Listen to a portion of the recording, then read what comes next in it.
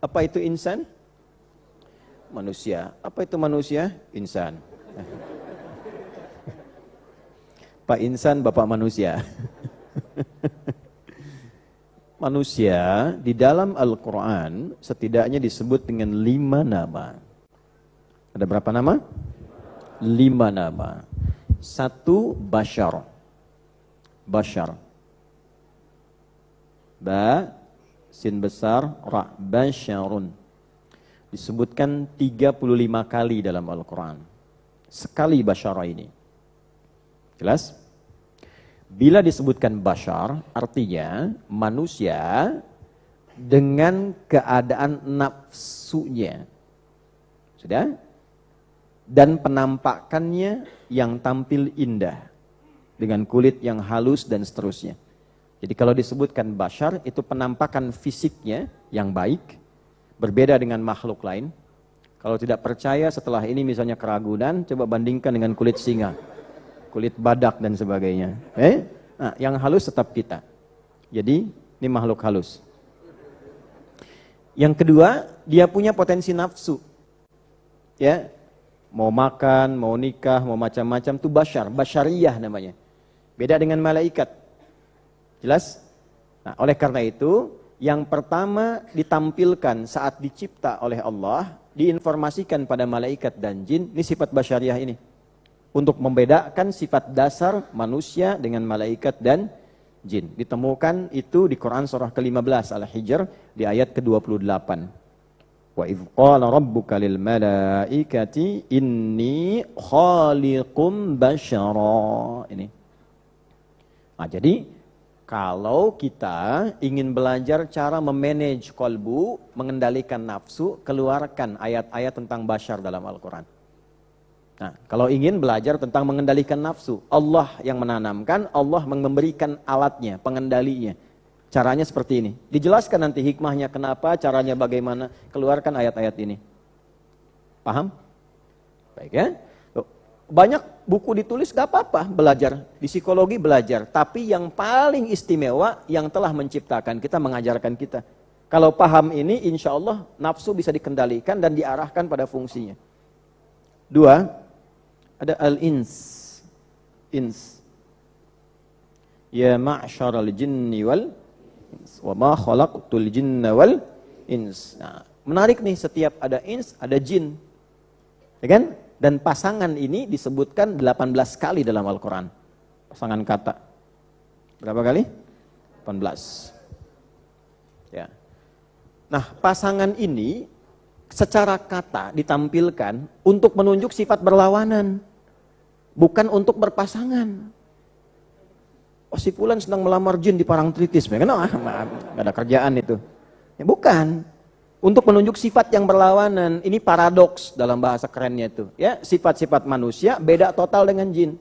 Dari katanya saja, ins itu tampak, jin tersembunyi. Okay? Jadi semua kata yang dimulai dengan jim dan nun, kecuali jun ya, itu tersembunyi.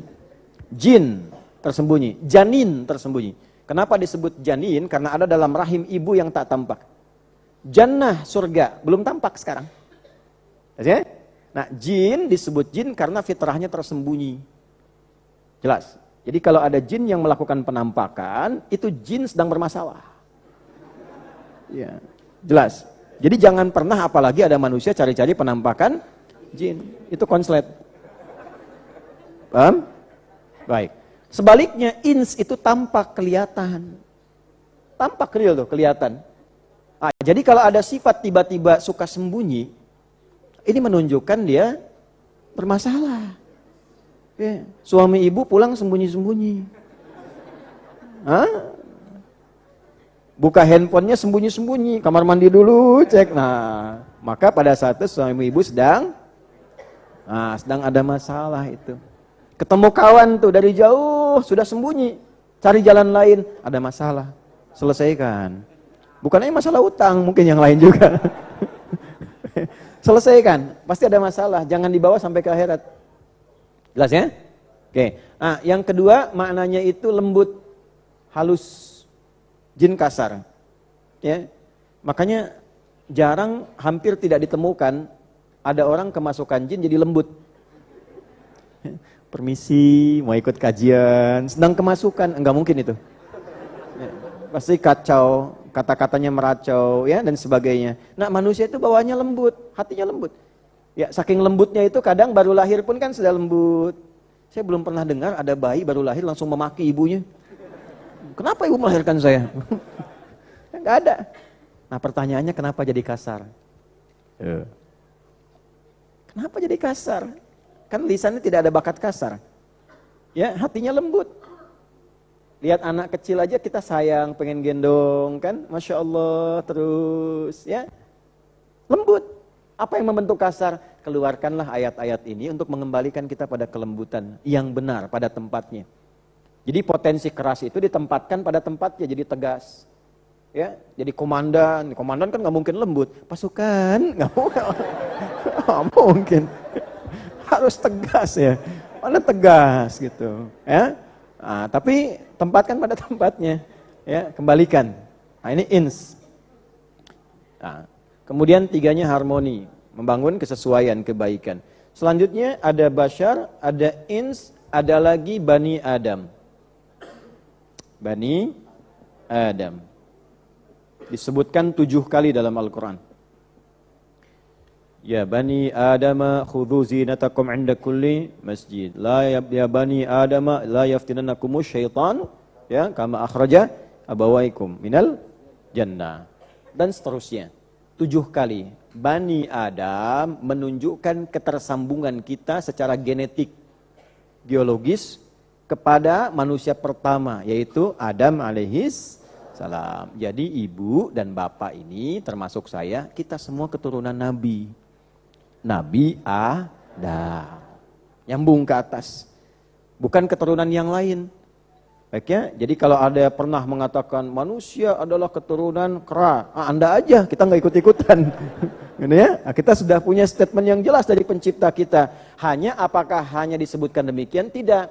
Karena kita keturunan dari Nabi Adam, harus paham kenapa Nabi Adam pertama dicipta. Apa fungsinya? Bagaimana diajarkan sebelum turun ke bumi menjalani tugas. Dijelaskan, Adam ini perintahnya, ini larangannya. Ini musuh kamu, namanya ini. Gejolaknya seperti ini. Cara mengatasinya begini, menghindarinya begini, selamatnya seperti ini. Pelajari itu.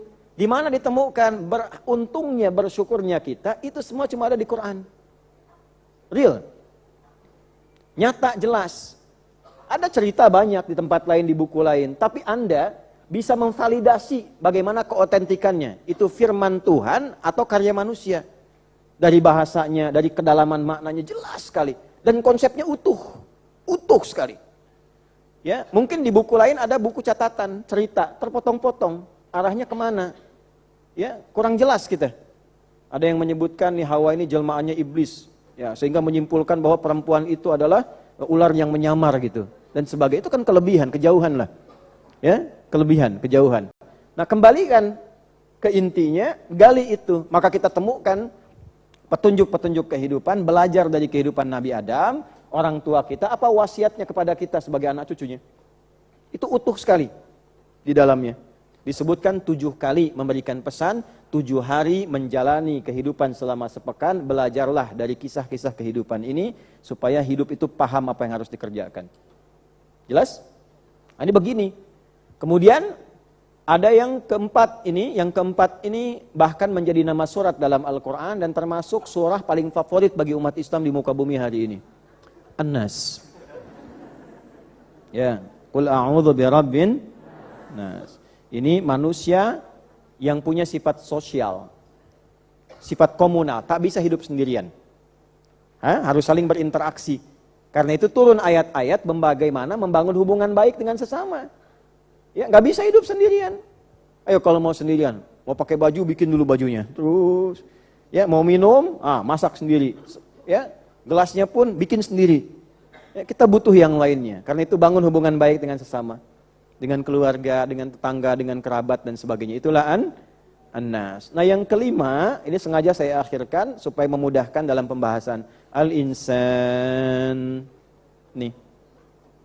Ini menunjuk pada nama manusia dengan totalitas kesibukannya, aktivitasnya.